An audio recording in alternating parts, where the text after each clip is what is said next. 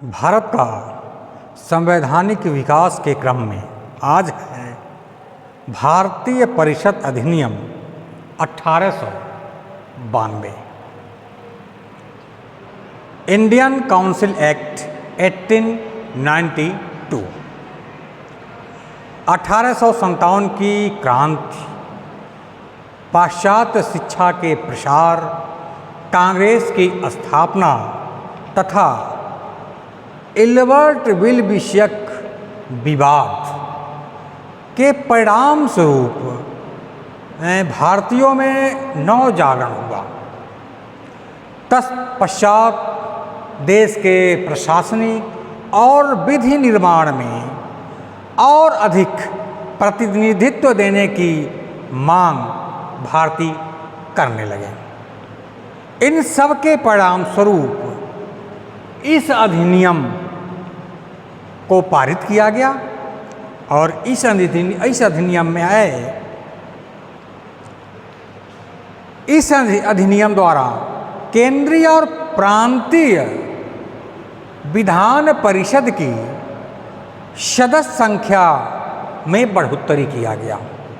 केंद्रीय और प्रांतीय विधान परिषदों की सदस्य संख्या में वृद्धि किया गया। केंद्रीय विधान परिषद में न्यूनतम 10 और अधिकतम 16 सदस्य होते थे, जिसमें बंबई, मद्रास तथा बंगाल प्रांतों में न्यूनतम 8 तथा अधिकतम 20 सदस्य होते थे, जबकि उत्तर पश्चिमी प्रांत और अवध में 15 सदस्य होते थे। परिषदों के अतिरिक्त सदस्य स्थानीय संस्थाओं द्वारा निर्वाचित किए जाते थे और तत्पश्चात उन्हें परिषद में नियुक्त किया जाता था। इस प्रकार निर्वाचन पद्धति का आरंभ इस अधिनियम के द्वारा भारतीय परिषद अधिनियम 1892 के तहत किया गया। इस अधिनियम की सर्वाधिक महत्वपूर्ण विशेषता यह है कि निर्वाचन पद्धति का प्रारंभ किया गया। परिषद के अधिकारों में वृद्धि करके भारतीय सदस्यों को बजट पर बहस करने अधिकारों में वृद्धि किया गया, जिसमें भारतीय सदस्यों को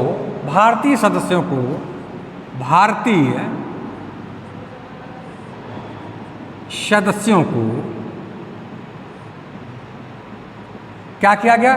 बजट पर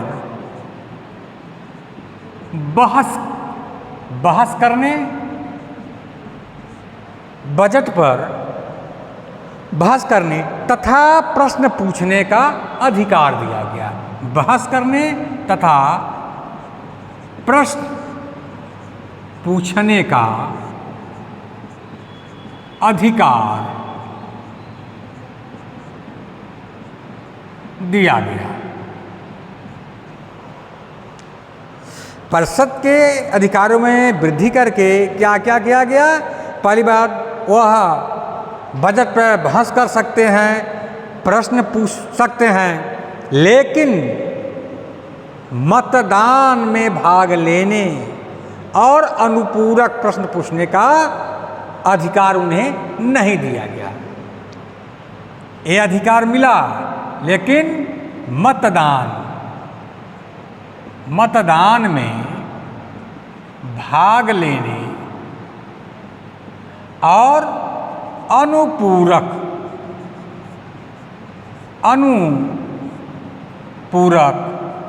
प्रश्न पूछने का अधिकार नहीं दिया गया है।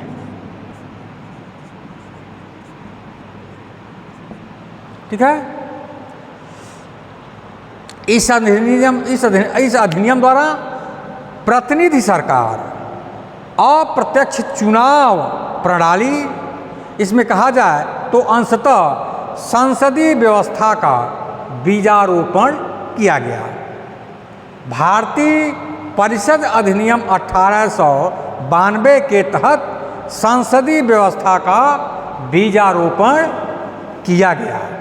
अब आता है भारतीय परिषद अधिनियम 1909।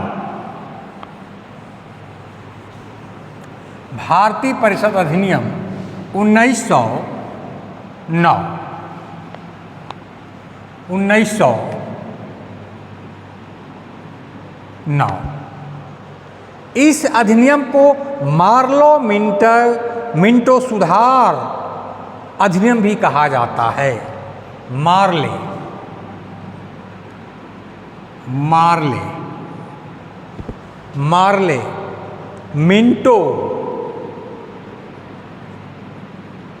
मिंटो सुधार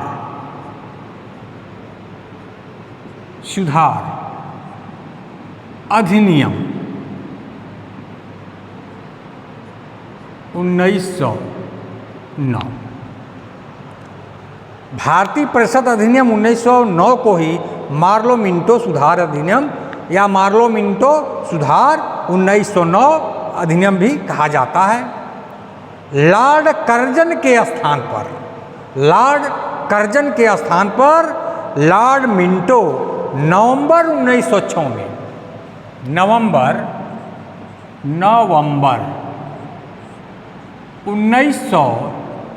में लॉर्ड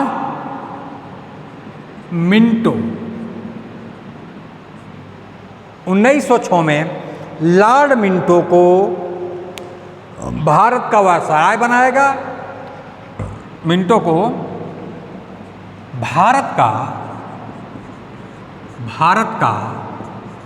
वायसराय बनाया गया। नवंबर 1906 को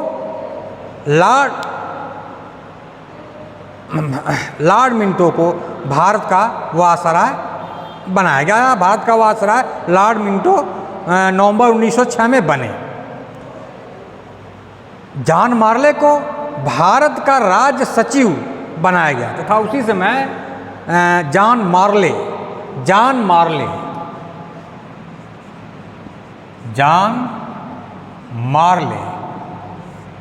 भारत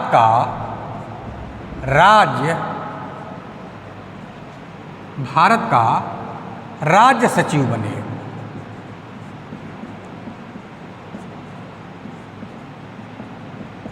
तो इन्हीं दोनों के नाम पर इस अधिनियम का नाम पड़ा मार्ले मिंटो सुधार अधिनियम।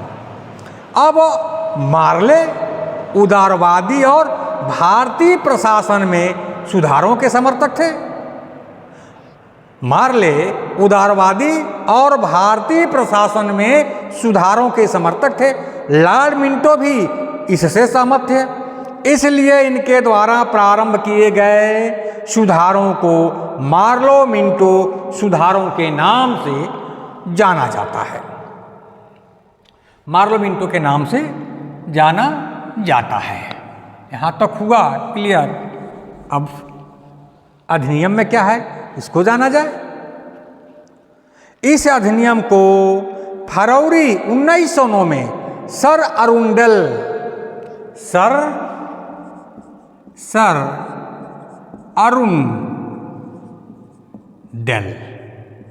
कमेटी, इस अधिनियम को सर अरुंडेल कमेटी की सिफारिश पर फरवरी 1909 में पारित किया गया। सर अरुंडेल कमेटी की सिफारिश पर फरवरी 1909 में पारित किया गया। इस अधिनियम द्वारा भारतीयों को प्रशासन तथा विधि निर्माण दोनों में प्रतिनिधित्व प्रदान किया गया। इस भारतीय परिषद अधिनियम 1909 या मार्लो मिंटो सुधार अधिनियम के तहत भारतीयों को प्रशासन तथा विधि निर्माण दोनों में प्रतिनिधित्व प्रदान किया गया। प्रशासन व विधि निर्माण दोनों में जो है भारतीयों का जो है प्रतिनिधित्व प्रदान किया गया। केंद्रीय विधान परिषद में अतिरिक्त सदस्यों की संख्या को 16 से बढ़ाकर के 60 कर दिया गया, जिसमें आधे गैर सरकारी होते थे। 32 गैर सरकारी सदस्यों में से 27 का निर्वाचन होता था और 5 सदस्य नामजद होते थे। केंद्रीय विधान परिषद में अतिरिक्त सदस्यों को 16 से बढ़ाकर के 60 कर दिया गया, जिसमें आधे गैर सरकारी होते थे। 32 गैर सरकारी सदस्यों में से 27 का निर्वाचन होता था और 5 सदस्य नामजद होते थे। निर्वाचन मंडल को 3 भागों में बांट दिया गया। निर्वाचन मंडल को 3 भागों में बांटा गया। निर्वाचन मंडल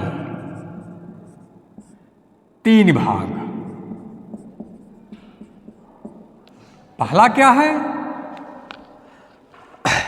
सामान्य निर्वाचक वर्ग, सामान्य निर्वाचक वर्ग।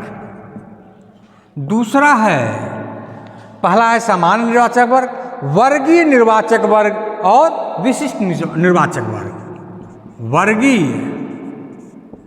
निर्वाचक वर्ग और तीसरा है विशिष्ट निर्वाचक वर्ग। इस 3 वर्गों में बांटा गया। इस अधिनियम द्वारा सबसे महत्वपूर्ण पॉइंट है, इस अधिनियम द्वारा मुसलमानों के लिए पृथक मताधिकार, मुसलमानों के लिए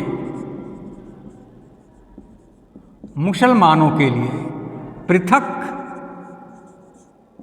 मताधिकार,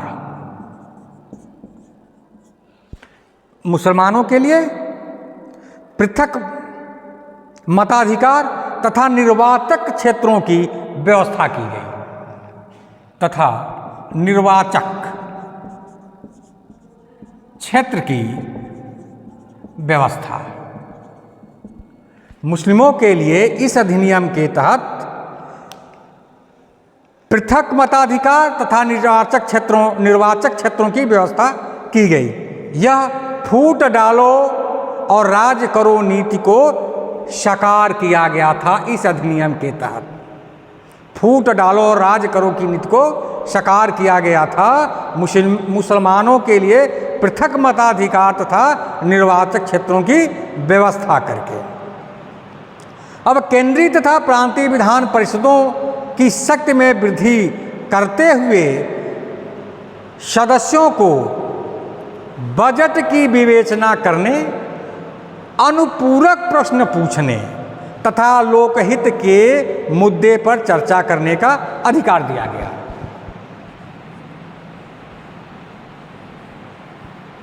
क्या किया गया?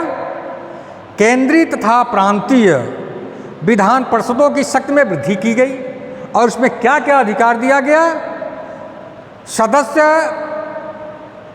बजट की विवेचना कर सकते हैं, अनुपूरक प्रश्न पूछ सकते हैं तथा लोकहित के मुद्दे पर चर्चा कर सकते हैं, परंतु बजट पर मतदान नहीं कर सकते। उन्हें बजट पर मतदान करने का अधिकार नहीं दिया गया। भारत परिषद तथा वायसराय की कार्यकारिणी परिषद में सर्वप्रथम भारतीयों को शामिल किया गया। इंग्लैंड स्थित भारत परिषद में नियुक्त होने वाले पहले भारतीय थे केसी गुप्ता तथा हुसैन बिलग्रामी थे। इंग्लैंड स्थित भारत परिषद में नियुक्त होने वाले पहले भारतीय केसी गुप्ता तथा हुसैन बिलग्रामी थे।